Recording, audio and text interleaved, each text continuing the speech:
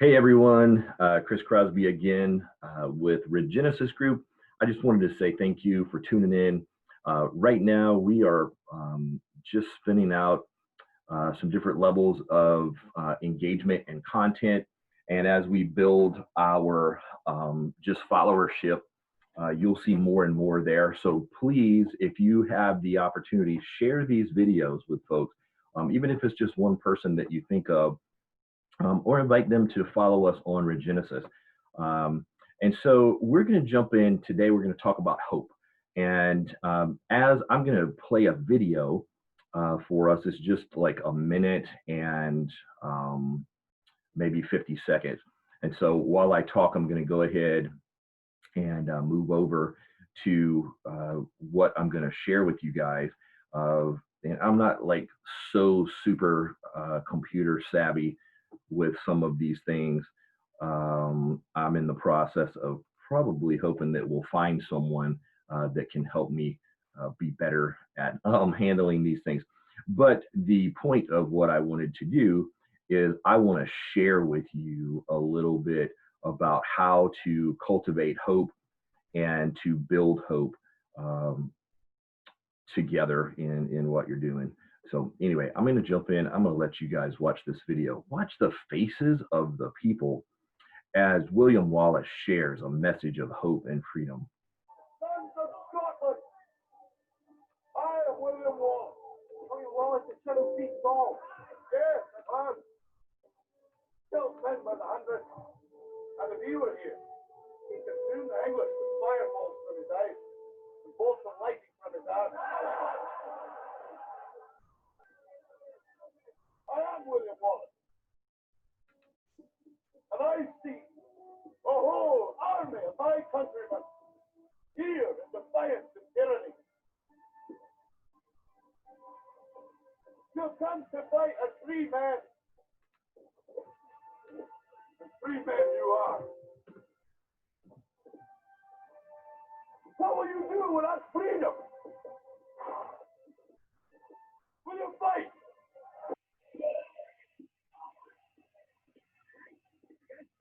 No! We will run! And we will live. Right? Fight and you may die. Run. You'll live. At least a while. And dying in your bed, many years from now, would you be willing to trade all the days from this day to that for one chance, just one chance, to come back here and tell our enemies that they may take our lives, but they'll never take our freedom?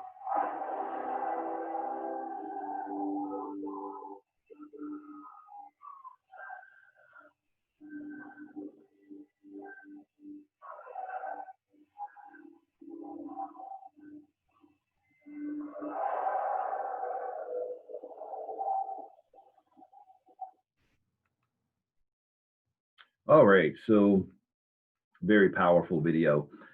I watch this from time to time whenever it's time for me to get back into cultivating my hope. And one of the things that really we end up losing a lot of times in life is we get up and we feel a certain way. And because we feel that way, we kind of let that navigate us. And with recovery, specifically, a lot of what got us into trouble in the first place was living based off feelings. And so there's a power that we've got to learn to tap into. And so if you watch the previous video, what you're looking at here as far as this screen is a part of our bigger empowerment compass. And so what you have here, we're talking about hope today. And so building hope, growing hope, instilling hope. In that video, one of the things that William Wallace is talking about is that they can take everything else, but they can't take our freedom. Well, how is that? Because freedom is inside here. And looks like I might be cut off a little bit. That's fine. These are real videos. So freedom is inside here. Well, what does that mean? I'm going to share a personal story with you. I'm going to come back to my shirt in a minute. But there's been a common theme in my life that I have had to lean into and face, and I have lost hope more times than I wish to admit or acknowledge. And part of that is that I just have to keep learning how to build coping skills and ways to grow hope, just like it is a seed that got planted, or a plant that you have, or a child, or a pet, or a loved one, or a friend. We have to treat hope almost like it's its own entity. And so, one of the things that you see a lot of athletes, Tim Tebow, other Christian athletes will have Philippians 4:13, which talks about I can do all things through Christ who gives me strength. And it, in some regards, that I love to see that. In others, it robs a lot of the storyline that comes around that, because the guy who wrote that is writing a letter specifically to some people, and he knows that they're going through hard times, and he's saying to them and giving them and building into them what hope looks like and how to deal with all things. And he's sitting in a prison cell. Many times when we lose hope, that's how we feel. We're in a prison um, that we can't get out of. Our circumstances are some that we don't even have control over. So for me personally, I realized in my life about 2005, I came face to face with some things that were really hard for me, and I ended up getting involved with some real estate folks. And I've shared this before, but I had to come to terms with what my greatest fear was. And that greatest fear I wrote down on a nice little um, piece of wood. You can see that it's broken. And what this is I had to come face to face with the fact that what was my fear. I'm just going to read this to you. What is it? That I don't have everything that I need to be successful, and that my success always lies in someone else or someone else's hands. And I fear just being able to be me and bring who I am to the table.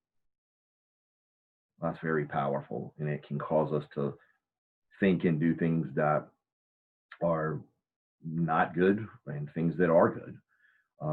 And so from that process, I ended up getting a statement that I review probably 3 or 4 times a week. And that statement is I have everything I need right now to be everything that I was created to be right now. And so God's purpose and his plans and his will for our lives are something that if he unveiled all of it to us all at one time, we probably wouldn't even move forward.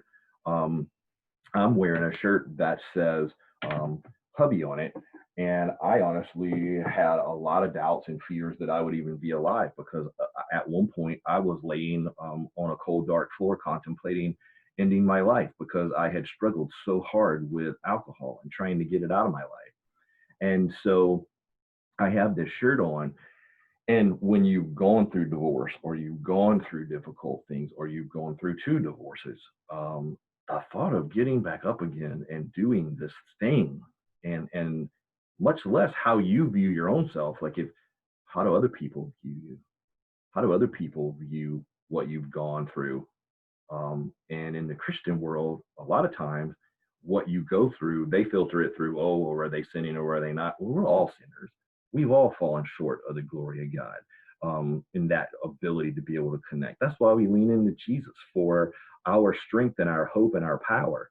Um, and so, what I had to do, because I really seriously had never faced thinking about ending my own life before, and it tore me apart. And this is how you cultivate hope. I'm sitting on a floor. I know since I was in college, God has a call on my life to be involved in helping other people find their place in this world and having a voice that matters, that who they are matters, that what they do with their life matters. Well, here I am sitting on a cold, dark floor thinking about ending my life.